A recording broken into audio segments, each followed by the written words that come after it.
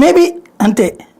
విడిగా ఉండుంటే ఇండివిజువల్గా ఎన్డీఏతర ప్రభుత్వంగా ఉండుంటే ఇది చూడలేకపోయే వాళ్ళం. అంతే కదా, ఆయన గనక ఐఎన్డీఏ కూటమిలో ఉంటే లేకపోతే థర్డ్ ఫ్రంట్లో ఉంటే గనక ఎవడబ్బా సొత్తు ఇచ్చాడు అడి జేబులో నుంచి ఇచ్చారా అనినే స్టేట్మెంట్లు వస్తాయి. ఇంకా గుజరాత్కి అది పట్టుకుపోయాడు ఇది పట్టుకుపోయాడు అని చెప్పి ఈవెన్ వాళ్ళ మీడియా కూడా అదే రాస్తుంది. అప్పుడు బాగా గుర్తు, డోలేరోకి ఇక్కడి నుంచి ఫ్లైట్లలో వెళ్ళి మరి ఇదిగో ఈ డోలేరో అప్పుడు ఖాళీగా ఉంది డోలేరో, దాన్ని చూపెట్టి ఇదిగో ఇదే అంతా రేపు పొద్దున బాంబే అయిపోతుంది ఎట్ట చేయబోతున్నాడు మా నరేంద్ర మోడీ అన్నప్పుడు నేను అప్పుడే చెప్పా, నీకు జాతనైతే మగాడివి అయితే ఇక్కడ కూడా చేసుకో, అంతేగాని ఆడక్కడ చేసుకుంటున్నాడు నువ్వు ఏడవడం ఎందుకు, బేసిక్గా నీ జాతకాన్ని ఇంకొకళ్ళ మీద ఏడవడం ఎందుకు అన్నటువంటి.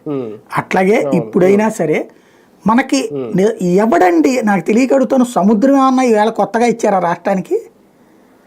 చంద్రబాబు ఎన్నేళ్ళు ఉన్నాడు ముఖ్యమంత్రిగా, తెలుగుదేశం ఎన్నాళ్ళు ఉంది ముఖ్యమంత్రిగా, కాంగ్రెస్ ఎన్నాళ్ళు ఉంది, ఈ పట్టించుకోవాలా మనం ఎంతసేపటికి హైదరాబాదు ఆ సాఫ్ట్వేర్ తప్పించి గుజరాత్ బాగుపడిందన్న మహారాష్ట్ర బాగుపడింది. మహారాష్ట్రలో సాఫ్ట్వేర్ కోసం పోతారా? మ్యానుఫ్యాక్చరింగ్ సెక్టారును ఈ కమర్షియల్ సెక్టార్ ఎక్కువ అక్కడ, సాఫ్ట్వేర్ దాంట్లో 20-30% ఉంటుంది, మిగతాదంతా ఇదే ఉంటుంది. సాఫ్ట్వేర్ వ్యవహారాలంతా మన బెంగళూరు, హైదరాబాదు, చెన్నై కూడా తక్కువే, దాని పేరు ఏంటి మన ఇదే మెయిన్, ఈ 3 కనబడుతుంటాయి, బెంగళూరు, చెన్నై, హైదరాబాద్ అనేటటువంటిది మెయిన్ కనబడుతుంటాయి. మనం దాన్ని చూసి చొంగగా